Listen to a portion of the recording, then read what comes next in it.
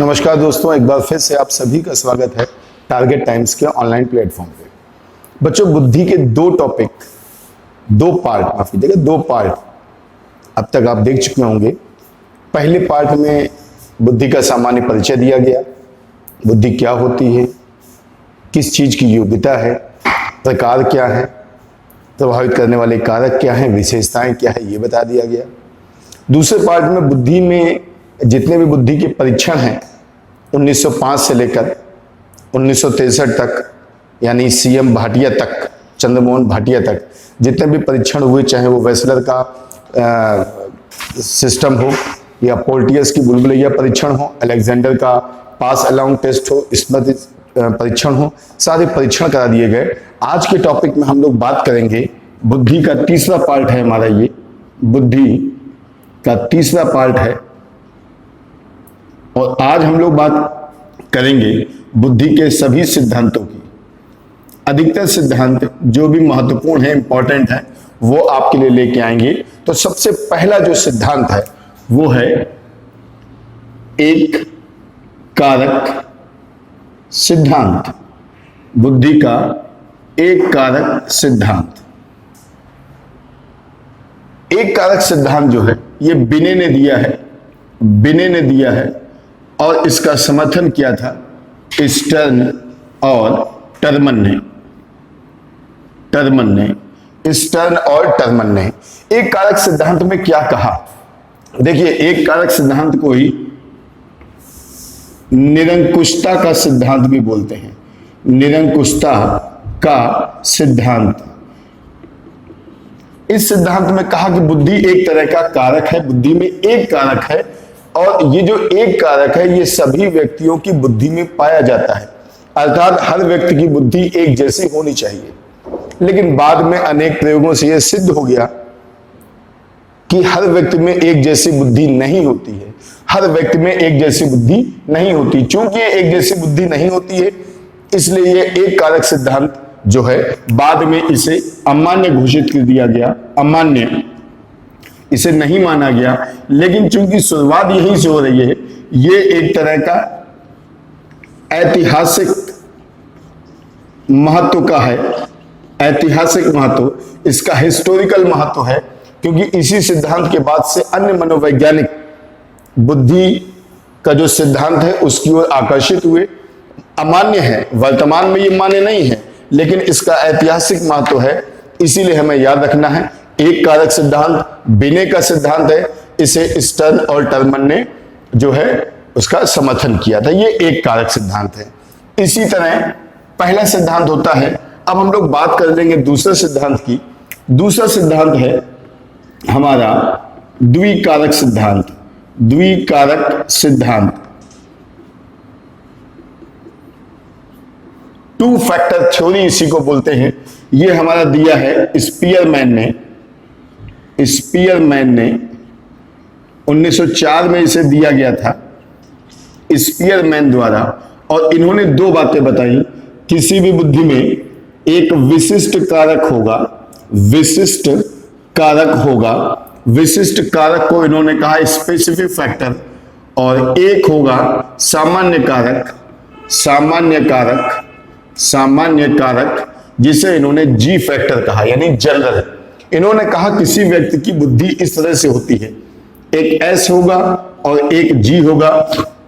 S कारक लगभग सब में पाया जाएगा, सब में, यानी उठना बैठना खाना पीना ये हर व्यक्ति करता है, और हर व्यक्ति करता है जिस बुद्धि से करता है उसको इन्होंने कहा सामान्य बुद्धि। लेकिन एक व्यक्ति अच्छा सिंगर है, एक व्यक्ति अच्छी गाड़ी बना सकता है, एक व्यक्ति अच्छा मैकेनिक है, एक व्यक्ति अच्छी भाषा बोल सकता है, यानी हर व्यक्ति में जो विशिष्टता होती है, स्पेशल होती है, वो इसकी वजह से है। यानी विशिष्टता को प्रदर्शित करने वाला कारक है कौन सा भैया? एस। और इन दोनों को मिला के बना एस और जी कारक। कभी कभी क्वेश्चन आता है कि एस और जी फैक्टर थ्योरी किसने दी है, तो हम लोग बोलेंगे भैया एस जी फैक्टर थ्योरी किसने दी है? स्पीयरमैन ने। एक चीज और भी, यहां पे एक ये फैक्टर और बन जाता है एस और जी के मिलने से। इसीलिए कहीं कहीं द्विकारक सिद्धांत को त्रिकारक सिद्धांत भी कहा जाता है। त्रिकारक, त्रिकारक क्यों बोला गया? क्योंकि पहला ये है, दूसरा ये है और तीसरा भी मान लिया गया, यानी द्विकारक सिद्धांत आ जाए चाहे त्रिकारक आ जाए, दोनों के प्रतिपादक कौन है? हमारे स्पीयरमैन महोदय। 1904 में इन्होंने इसको किया था। अब हम लोग बात करेंगे तीसरे कारक की। देखिए एक एक जो कारक होते जा रहे हैं, यहां पे लिखते भी जा रहे हैं। पहला था भैया एक कारक, एक कारक जो कि दिया है बिने ने।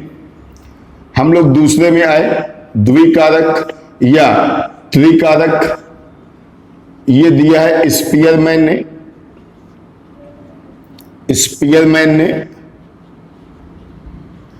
अब तीसरे की आ रहे हैं बहुकारक। बहुकारक, इसमें लोग बड़ा कंफ्यूज रहते हैं कि बहुकारक, क्योंकि बहुकारक में दो नाम आते हैं। इसमें गार्डनर का नाम भी है, थार्नडाइक का भी है, लेकिन जब गार्डनर बताएंगे तो बोलेंगे कि बहुकारक सिद्धांत ना हो, कि बहुक्रिया का सिद्धांत था। ठीक है, तो बहुकारक सिद्धांत किसका? थार्नडाइक। अब हम लोग बात करेंगे थार्नडाइक की बहुकारक सिद्धांत की। सर रोक दीजिएगा।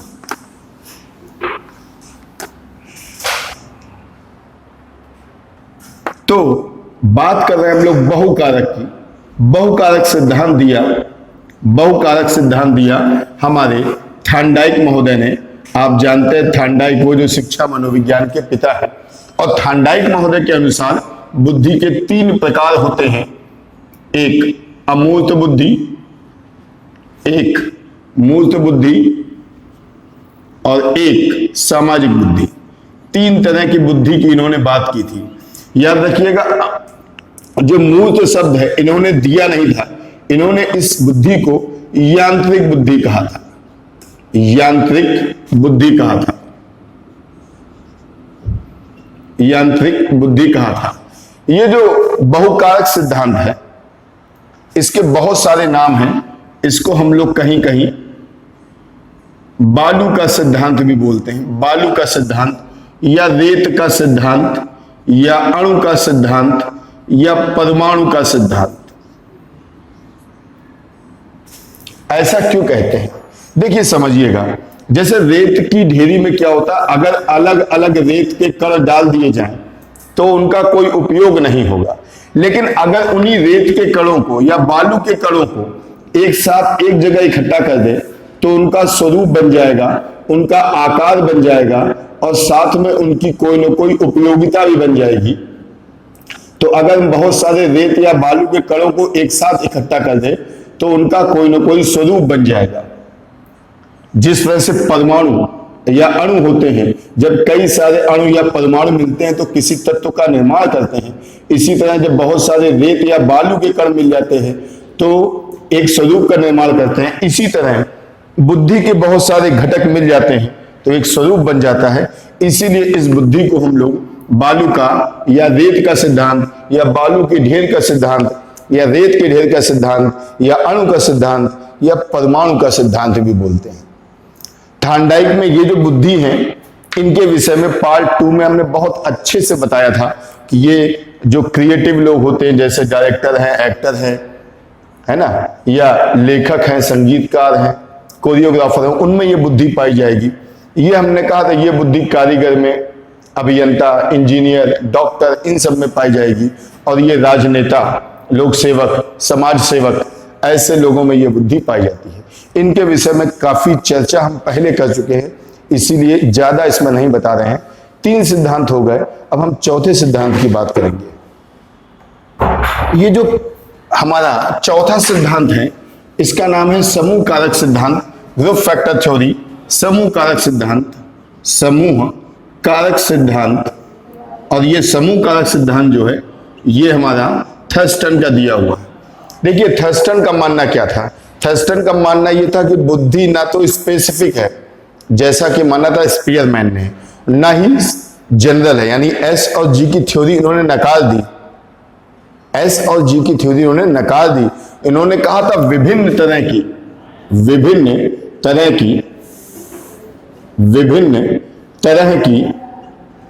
की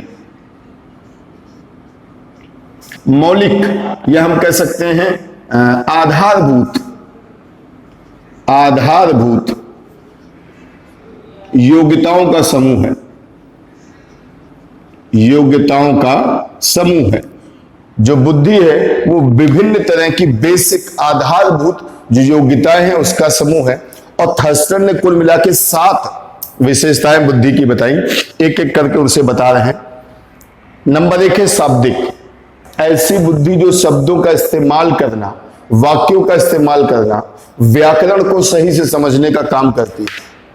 ये बुद्धि किसमें हो सकती है? कवियों में, गीतकारों में, संगीतकारों में, जो लोग अच्छा बोलते हैं, नेताओं में, जो लोग मोटिवेशनल स्पीकर होते हैं उनमें हो सकती है। वकील है, वो सब इसमें है। आंकिक, जिनमें गणितीय शक्ति ज्यादा है, जो चीजों में मैथमेटिकली तेज होते हैं, इसको आप रीजनिंग यानी तार्किक क्षमता से भी जोड़ सकते हो। तार्किक क्षमता से जोड़ सकते हो। उन्होंने तार्किक क्षमता शब्द नहीं दिया था, इन्होंने न्यूमेरिकल एबिलिटी यानी आंकिक क्षमता की बात ही की थी। और क्या है? स्थानिक। स्थानिक वो जिनके अंदर स्थान की वस्तु की अच्छी समझ होती है, अच्छे कारीगर होते हैं, अच्छे चित्रकार होते हैं, अच्छे मूर्तिकार होते हैं। वाक्पटुता, जिनके अंदर बोलने की स्टाइल अच्छी है। यानी देखो दोनों में अंतर क्या था? यहां पे व्याकरण की अधिकता होगी, यहां पे क्या होगा? जो आप बोलेंगे उसके अनुरूप हम भी उस चीज को हां में हां मिला के अब वाक्पटुता से काम करेंगे, वो चीज यहां पे आ जाएगी। तार्किक, ये भैया आंकिक, और बाद में इन्होंने क्या दिए? तार्किक। पहले 4 ही दिए थे, बाद में इन्होंने कहा आंकिक अलग है, तार्किक क्षमता अलग है। रीजनिंग, तर्क, वितर्क, चिंतन, वो यहां पे आ जाएगा। फिर अगला है मेमोरी। मेमोरी, स्मृति। स्मृति से संबंधित इन्होंने कहा कि बुद्धि अच्छी वो है जिसके अंदर अच्छी स्मृति होती हो। और एक इन्होंने कहा प्रत्यक्षीकरण। प्रत्यक्षीकरण यानी किसी चीज को सामने देखकर उसके विषय में संज्ञानात्मक सूचनाओं का संग्रह करना। यानी हमने कोई चीज देखी तो संज्ञानात्मक विचार सबसे पहले मेरे अंदर आएंगे प्रत्यक्ष देखकर कि ये क्या चीज है। ये हमारा कहा था किसने भैया? ग्रुप फैक्टर थ्योरी दी थी थर्स्टन ने। कई बार ऐसे आता है कि समूह कारक सिद्धांत किसने दिया था? तो आप कहेंगे थर्स्टन। समूह कारक सिद्धांत में थर्स्टन ने बुद्धि के कुल कितने स्वरूप बताए? तो आप कहेंगे भैया 7 समूह बताए। यहाँ पे शाब्दिक और वाक्पटुता दोनों अलग अलग है, आंकिक और तार्किक अलग अलग है, स्थानिक प्रत्यक्षीकरण अलग अलग है, और एक इन्होंने और दिया मेमोरी यानी स्मृति। इन्होंने 7 ग्रुप बताए थे। ठीक है, तो ये हमारे 4 सिद्धांत हो गए। अब हम लोग बात करते हैं अगले सिद्धांत की।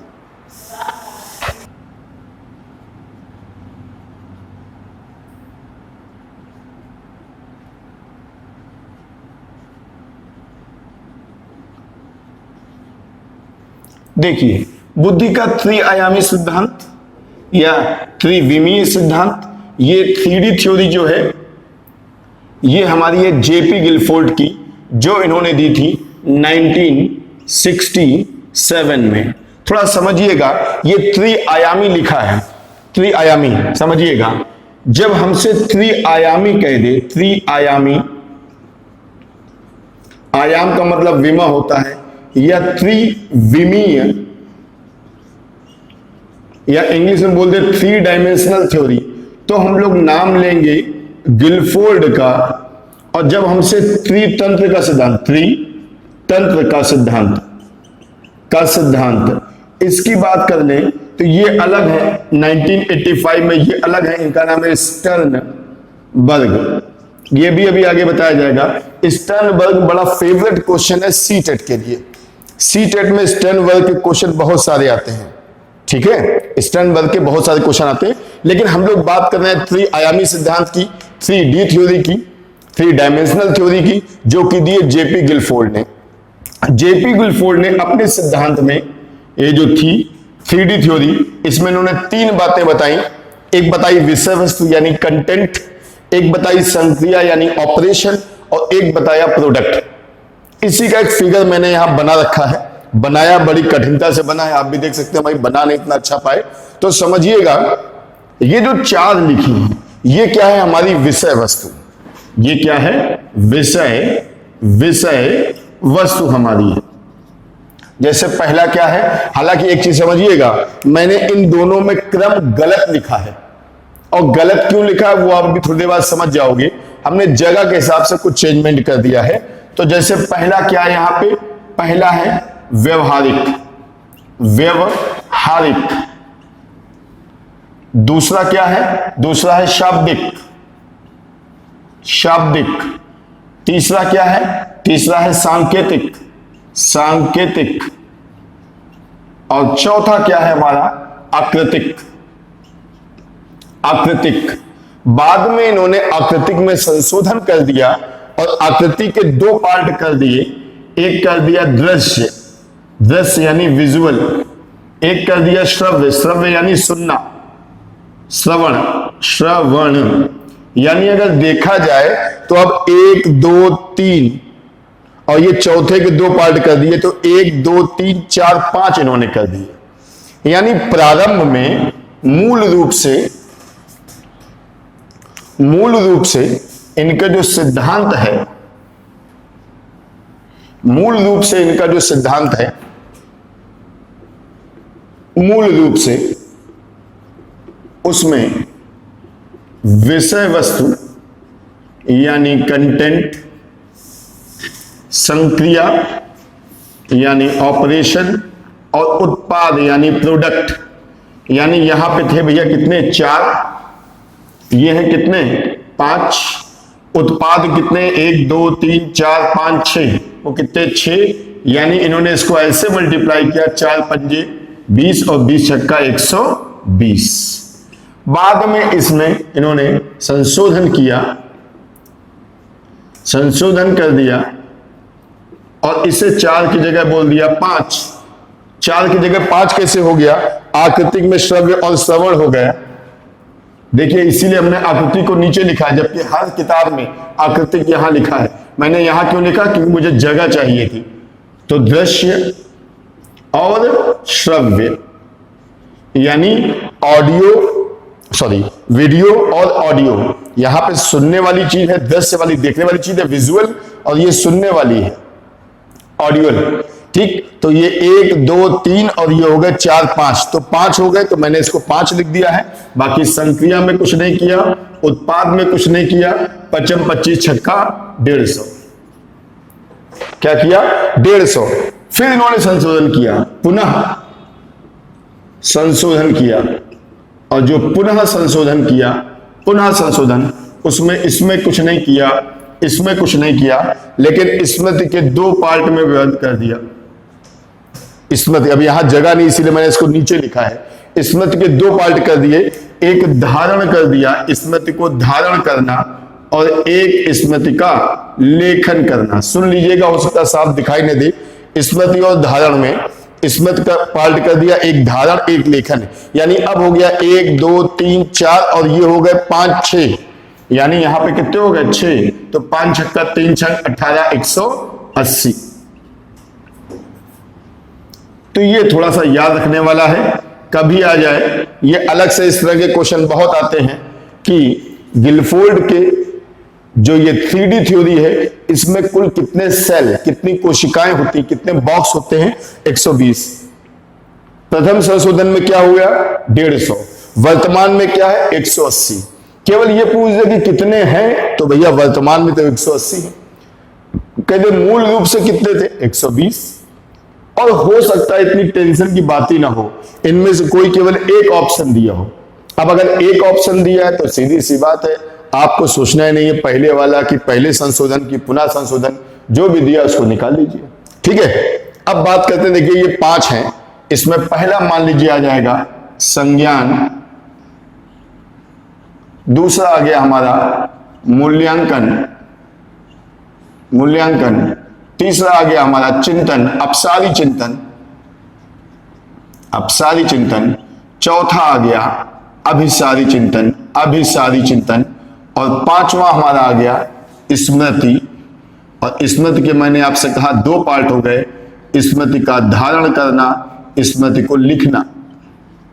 यानी कभी कभी आप किसी चीज को, स्मृति मतलब मेमोरी, कोई चीज को आप दिमाग में बिठा लेते हो और दिमाग में ना बैठे तो आप क्या करोगे, लिख लोगे उसको।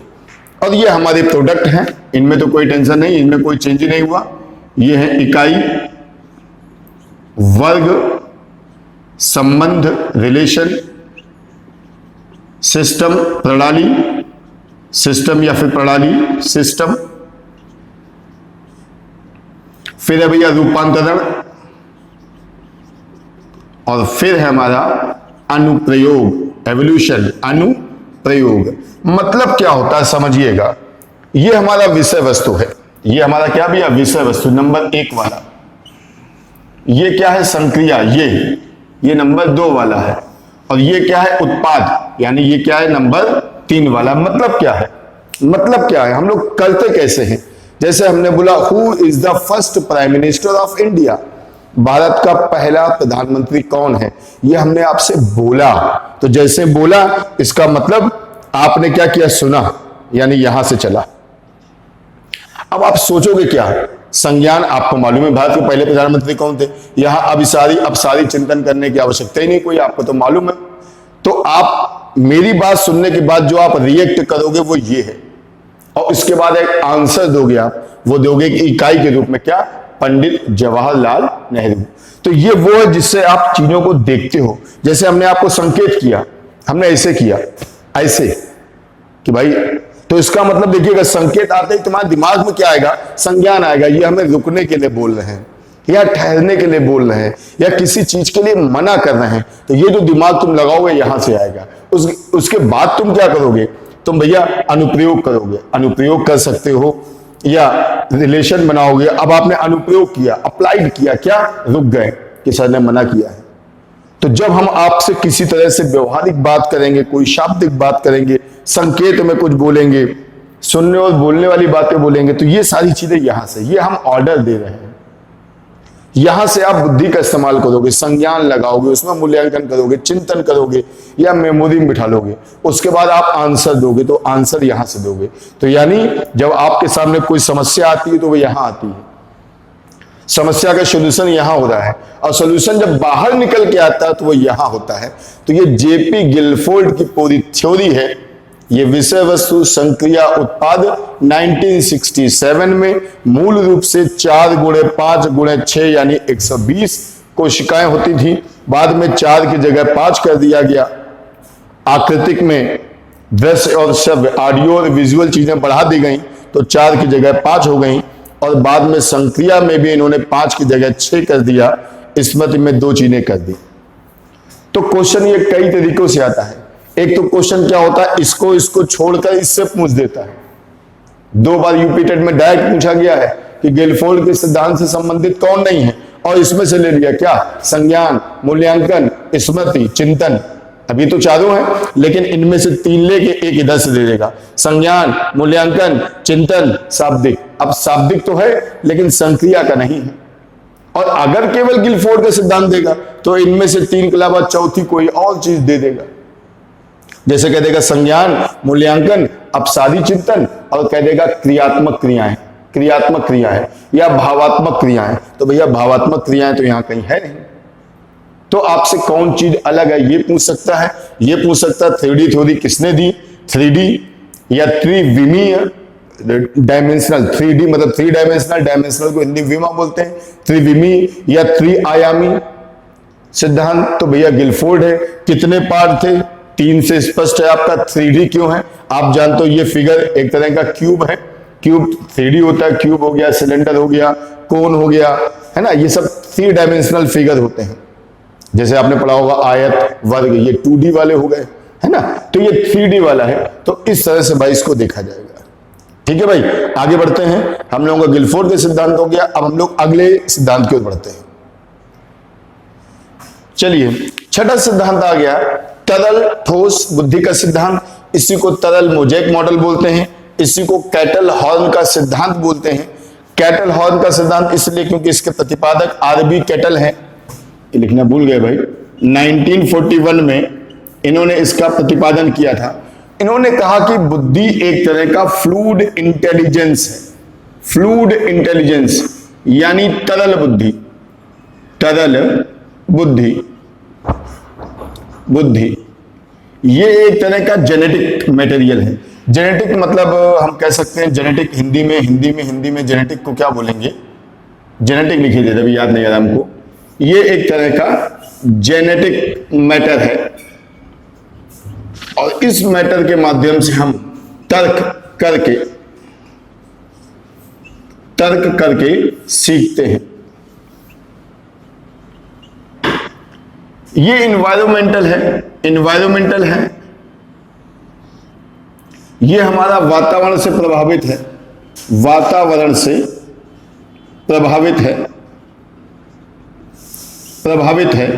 और इसमें क्या होता है, इसमें जैसे हम लोग तर्क करके सीखते थे, इसमें ETE से सीखते हैं। अब आप सोचोगे साहब ETE क्या है? E फॉर एजुकेशन,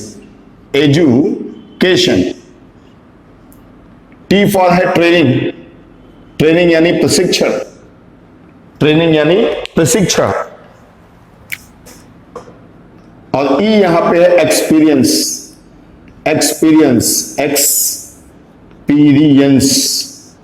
यानी शिक्षा, प्रशिक्षण और अनुभव से सीखना। ये इन्वायरमेंटल है। जब ये दोनों मिल जाते हैं तो बनता है क्रिस्टलाइजेशन, यानी ठोस बुद्धि। यानी कैसी बुद्धि हमारी हो जाती है? क्रिस्टल के रूप में हो जाती है, हमारी बुद्धि ठोस हो जाती है। यानी समझिएगा, कैटल महोदय का कहना था कि माता पिता से हमें जो जेनेटिक बुद्धि मिलती है वो एक तरह की लिक्विड बुद्धि होती है, ये हमें तर्क वितर्क करना सिखाती है। लेकिन जब इंसान पृथ्वी पे आता है, जन्म लेता है, तो वो शिक्षा प्राप्त करता है, प्रशिक्षण प्राप्त करता है और वातावरण में कई तरह के अनुभव देखता है, उन अनुभवों से भी कुछ सीखता है। तो कुछ बुद्धि उसको माता पिता से मिली थी, कुछ उसने अपनी पढ़ाई से, प्रशिक्षण से और वातावरण से प्राप्त करी। इन दोनों के रिएक्शन से जो बनेगा वो क्रिस्टलाइज बुद्धि होगी, ठोस बुद्धि होगी, ऐसा मानना था RB कैटल का। इसको बोलते हैं हम लोग तरल मोज़ेक मॉडल या कैटल हॉर्न का सिद्धांत। ये हमें माता पिता से मिला है, लिक्विड। यहां पे लिक्विड नहीं है, उन्होंने माना है इसको, उन्होंने एक सिंबॉलिक रूप दे दिया कि साहब ये लिक्विड एक तरह का आइटम है, बुद्धि हमारी, जो केवल तर्क करना सिखाती है। और जब हम पृथ्वी पर जन्म लेते हैं तो हम पढ़ाई करते हैं, हम ट्रेनिंग करते हैं, कुछ चीजें सीखते हैं, लोगों से इंटरेक्शन करते हैं, लोगों के अनुभव लेते हैं, और वो दोनों जब मिल जाती हैं तो बुद्धि हमारी कैसी होती है? ठोस हो जाती है, लिक्विड हो जाती है, क्रिस्टलाइज्ड इंटेलिजेंस होता है। इसीलिए इसे फ्लूइड क्रिस्टलाइज्ड इंटेलिजेंस थ्योरी बोलते हैं, फ्लूइड क्रिस्टलाइज्ड इंटेलिजेंस थ्योरी। तो भैया समझ में आ गया होगा, ये 6 सिद्धांत हो गए हैं। अब आपको सबसे इंपॉर्टेंट, सबसे ज्यादा जो इंपॉर्टेंट है वो है भैया गार्डनर के सिद्धांत, उसकी बात करेंगे। चलिए अगली बुद्धि आ गई। 6 बुद्धियों के सिद्धांत हो चुके हैं। अब 7वीं बुद्धि का सिद्धांत है बहुक्रिया का सिद्धांत या बहुशक्ति का सिद्धांत या multiple intelligence theory of Harvard gardener. भैया अभी कुछ देर पहले हमने बहुकारक बताया था, कंफ्यूज ना होइएगा, बहुकारक आ जाएगा। देखिए जब बहुकारक आ जाए, जब बहुकारक आ जाए तो सिद्धांत किसका है? थॉर्नडाइक का। बहुक्रिया आ जाए तो सिद्धांत है किसका? गार्डनर का। इसी तरह जब त्रिविमीय सिद्धांत आ जाए, त्रिविमीय, तो हम लोग बोलेंगे त्रिविमीय का जब आ जाएगा तो गिलफोर्ड का सिद्धांत, गिलफोर्ड का। और जब त्रितंत्रीय सिद्धांत आ जाए तो हम लोग बोलेंगे स्टर्नबर्ग का। तो सब में अंतर याद रखिएगा, ठीक है भाई। और जो हमारे एक चीज और भी है, अभी आपने थर्स्टन का पढ़ा था, वहां 7 विशेषताएं थी बुद्धि की। जो थर्स्टन वो समूह कारक था, तो समूह कारक अलग है, ग्रुप फैक्टर थ्योरी, और ये अलग है, ठीक है भाई। इसको देख लीजिएगा, किसी तरह का कोई कंफ्यूजन नहीं होना चाहिए। तो इसके प्रतिपादक हमारे हार्वर्ड गार्डनर महोदय हैं। ये इकलौता ऐसा सिद्धांत है, इकलौता बता रहा हूं, जो यूपीटेट और सीटेट दोनों में समान रूप से आता है। यूपीटेट और सीटेट में समान रूप से आता है। हार्वर्ड गार्डनर का सिद्धांत है, 1983 में दिया। इनके अनुसार बुद्धि, बहुक्रिया जो बुद्धि है वो एकाकी नहीं है, एकांकी न होकर उसका स्वरूप कैसा होता है? बहुआयामी, यानी बुद्धि के बहुत सारे आयाम हैं जो एक दूसरे से स्वतंत्र होते हैं। हर व्यक्ति में लगभग हर तरह की बुद्धि होती है, लेकिन जिस आयाम की प्रधानता होगी व्यक्ति वैसे ही कार्यों के लिए बना होता है या वैसे कार्यों को करने में वांछित सफलता को प्राप्त करता है। ये इन्होंने 1983 में दिया था। इन्होंने बुद्धि के 7 आयाम बताए थे, 7। अब आप कहोगे लिखे तो 9 है, लेकिन उनके विषय में बाद में करेंगे। इन्होंने पहला बोला भाषाई बुद्धि। भाषाई बुद्धि का मतलब क्या होगा? यानी बुद्धि का वह स्वरूप जो हमें किसी की भाषा को समझने, अपनी भाषा को बोलने, लैंग्वेज को बोलने के काम आता है, इसे बोलते हैं भाषाई बुद्धि। जिन लोगों में यह बुद्धि अच्छी होती है वे अच्छे कवि हो सकते हैं, राजनेता हो सकते हैं, अच्छे वकील हो सकते हैं, इतिहासकार हो सकते हैं, कहानीकार हो सकते हैं, उपन्यास लेखक हो सकते हैं। ये सब वो होंगे जिनके अंदर भाषाई बुद्धि होगी। या राजनेता क्या करेगा? राजनेता जब तक लच्छेदार भाषण नहीं देगा, बीच बीच में चुटकुले भी सुना देगा, कुछ कहावतें बोल देगा, स्थानीय भाषा बोल देगा, कुछ जुमले बोल देगा, भले वो पूरा ना कर पाए, लेकिन जितना अच्छा शब्दकोश उसके पास होगा वो उतना बड़ा राजनेता है, या उतना बड़ा वो कवि है, या उतना अच्छा वो वकील है, या उतना अच्छा वो इतिहासकार या कहानीकार है। तो जिसके अंदर ये बुद्धि होती है। ठीक है। दूसरी बुद्धि है रीजनिंग मैथमेटिकल एबिलिटी, यानी तार्किक गणितीय अभिक्षमता। यानी जिन लोगों के अंदर तार्किक गणितीय क्षमता होगी, कौन लोग होंगे? ऐसे लोग जो अच्छे बनते हैं क्या? गणितज्ञ। अच्छे बन जाते हैं क्या? वैज्ञानिक। अच्छे बन सकते हैं, वैज्ञानिक हो गया, गणितज्ञ हो गया, जासूस बन सकते हैं, जासूस बन सकते हैं, अच्छे बन सकते हैं फोरेंसिक एक्सपर्ट, फोरेंसिक एक्सपर्ट, है ना। तो ये जो लोग करते हैं इनके अंदर कौन सी बुद्धि होती है? तार्किक गणितीय बुद्धि होती है। जितनी ज्यादा तार्किक गणितीय बुद्धि होगी वो उतने अच्छे जासूस बन सकते हैं, उतने अच्छे गणितज्ञ बन सकते हैं, इवन जादूगर बन सकते हैं। जादू जो लोग करते हैं वो क्या होता है? हाथ की सफाई होती है, कुछ केमिकल का काम होता है, कुछ मशीनों का काम होता है, कुछ फिजिक्स के नियम होते हैं, कुछ केमिस्ट्री के होते हैं।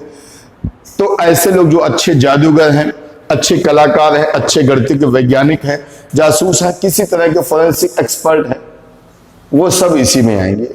स्थानिक बुद्धि समझना। स्थानिक बुद्धि का मतलब क्या है? जो लोग किसी चीज को देखकर उसका मन ही मन चित्र बना ले, कल्पना शक्ति जिनके अंदर प्रधानता होती है, इसको ऐसे समझिएगा, जिनके अंदर कल्पना शक्ति की प्रधानता होगी, कल्पना शक्ति, उनके अंदर स्थानिक बुद्धि होगी। यानी कल्पना शक्ति वाले ऐसे लोग अच्छे मूर्तिकार हो सकते हैं। अब उन्हें ईंटा पत्थर मिल गया या मिट्टी मिल गई और कहा गया साहब इस महापुरुष की मूर्ति बना दो, तो उन्हें मालूम हो जो जिस महापुरुष की बात कर रहे हैं उनका चेहरा कैसा है, उनके बाल कैसे हैं, उनका लुक कैसा था। आप लोगों ने, अधिकतर लोगों ने मूर्तियां देखी होंगी सुभाष चंद्र बोस जी की। आप देखिएगा लगभग एक जैसे कपड़े में ही वो वाली उनकी ड्रेस जो है सेना वाली, आंखों पे चश्मा, है ना, या वो सैल्यूट की मुद्रा में होगी। लगभग आपको हर जगह एक जैसी मूर्ति ही मिलती होगी। इसी तरह बाबा साहब भीमराव अम्बेडकर की आप मूर्ति देखिएगा, आपको लगभग हर जगह 99% उनकी एक जैसी मूर्ति ही मिलेगी, जहां वो एक हाथ में संविधान लिए हुए, चश्मा लगाए हुए, कोट पैंट पहने हैं, है ना। तो क्या ये किसी मूर्तिकार ने बनाई है? तो एक जैसी ही फोटो बनाई जाती है। तो इसको क्या बोलना है भैया? ऐसे लोग जिनमें कल्पना शक्ति की अधिकता होगी, ऐसे लोग जो दिवा स्वप्न देखते होंगे, ठीक, ऐसे लोग जो स्थानिक समझ रखते हैं, ऐसे लोग अच्छे मूर्तिकार हो सकते हैं, अच्छे पेंटर हो सकते हैं। आप पेंटर ना बोल के हम चित्रकार बोल दे रहे, है ना, कि जो लोग किसी की शक्ल देख के उनका स्केच बना देते हैं, वो इसमें आते हैं। अब आ जाओ शारीरिक गति। ऐसे लोग जिनको अपनी शरीर की गति पर कंट्रोल होता है, अपनी बॉडी की गति पे कंट्रोल होगा। जैसे कोई डांसर है, डांसर या कोरियोग्राफर, तो डांसर को अपनी बॉडी पर पूरा कंट्रोल होता है।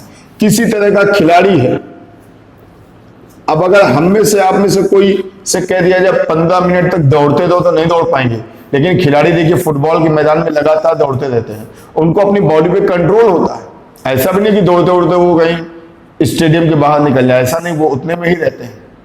ये आपने देखा होगा क्रिकेट में, एक खिलाड़ी भागता हुआ जाता है रन लेने और बैट छुआता तुरंत वहीं से वापस हो जाता है।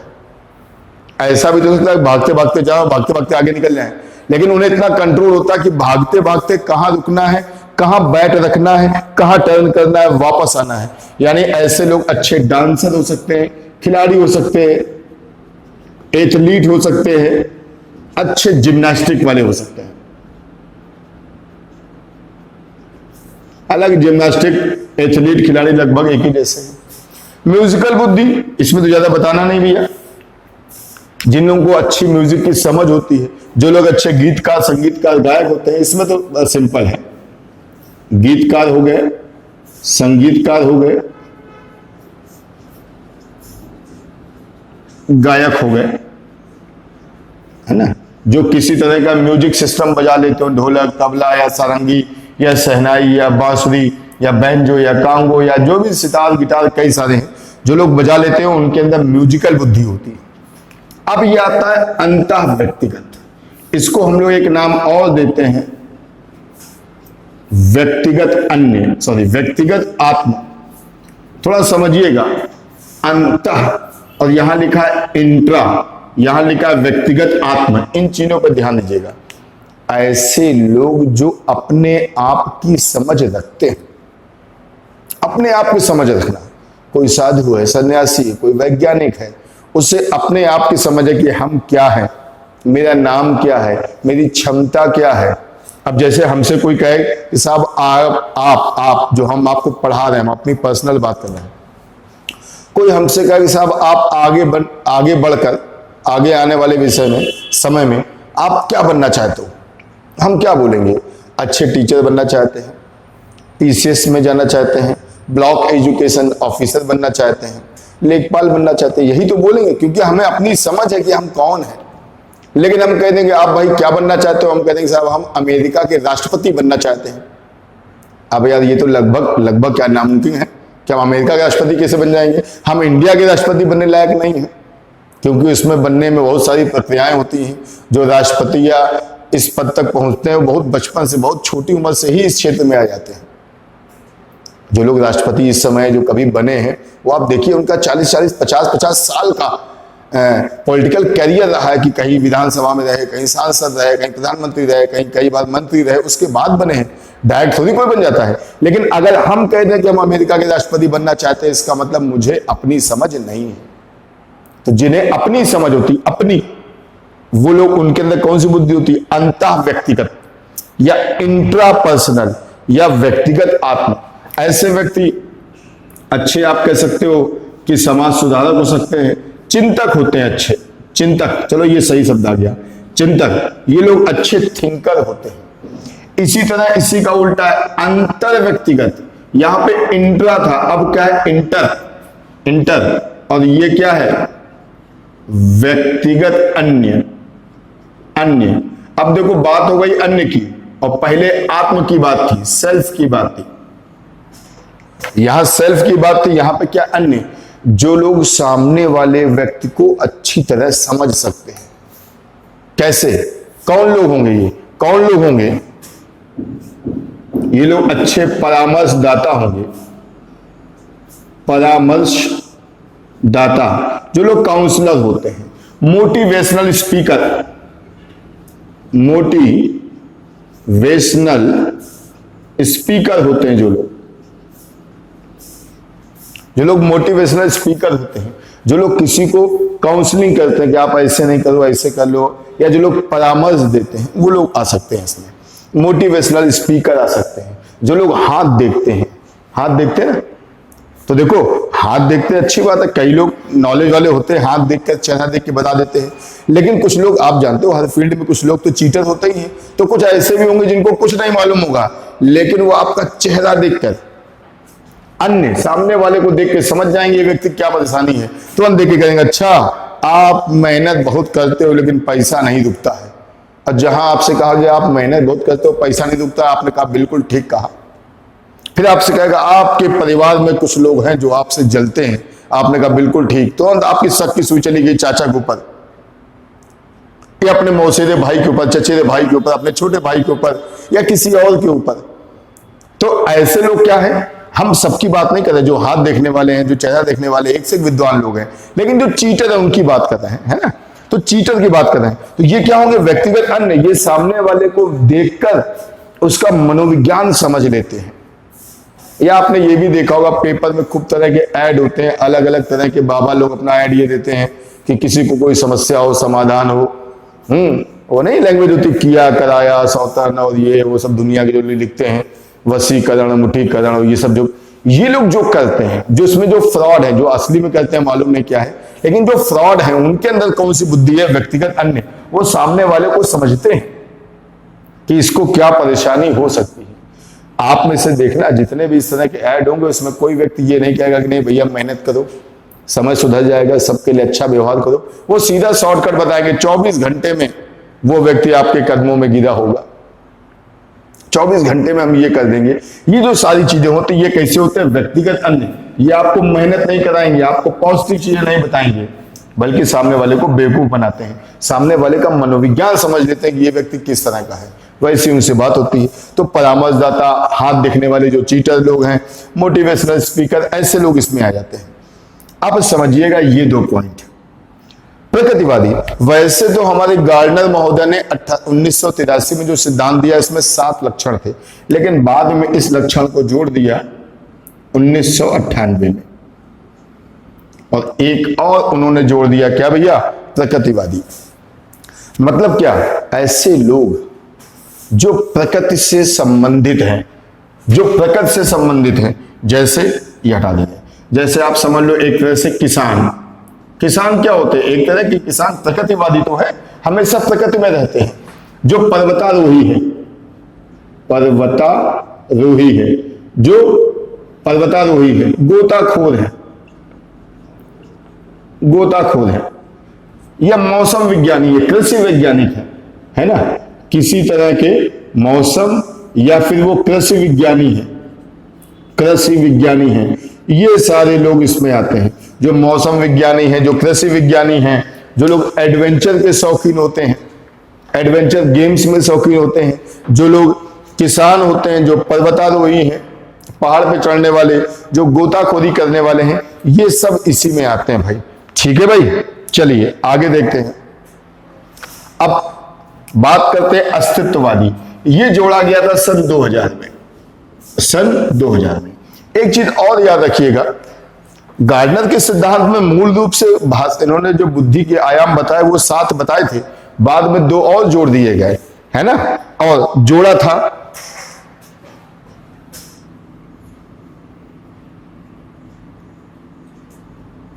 वो जोड़ने में सहयोग रहा था स्लोविन का।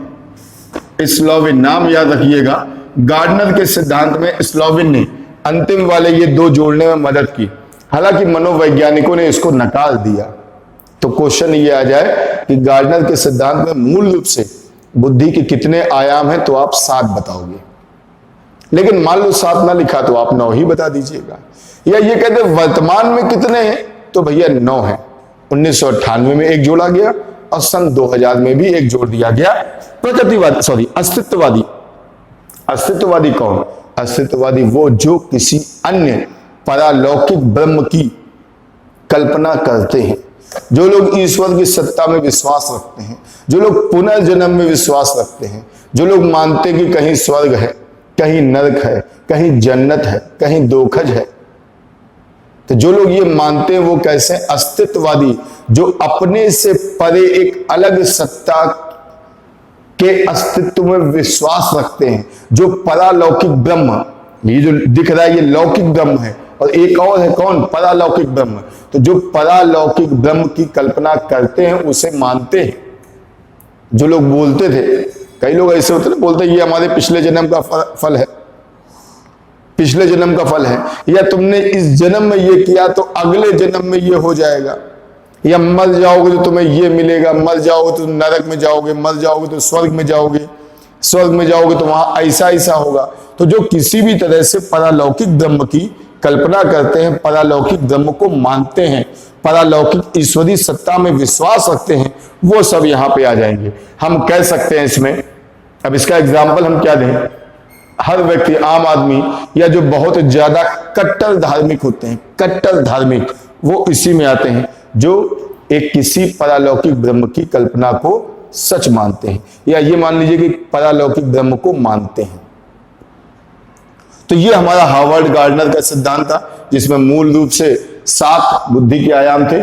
बाद में स्लोविन ने इसमें 2 जोड़ दिए, 1998 और सन 2000 में अस्तित्ववादी जोड़ दिया है। तो अब इनके हो गए 9। तो ये 7 सिद्धांत मैंने आपको बता दिए। देखिए, बुद्धि के तो बहुत से सिद्धांत है ना, बुद्धि के बहुत से सिद्धांत, कोई एक नहीं है। और मैंने 7 सिद्धांत बताए हैं, जो 7 सबसे महत्वपूर्ण थे वो सारे सिद्धांत बता दिए हैं। बच्चों, बुद्धि का टॉपिक हमारा खत्म होता है। स्टर्नबर्ग मैंने छोड़ दिया है, जब सीटेट वाला आएगा तो स्टर्नबर्ग के विषय में बताएंगे। 1985 के सिद्धांत है ये। तो बच्चों, वीडियो कैसा लगा तुरंत बताइएगा हमें, और बाकी मिलते हैं अगले वीडियो में। तब तक के लिए जय हिंद, जय भारत।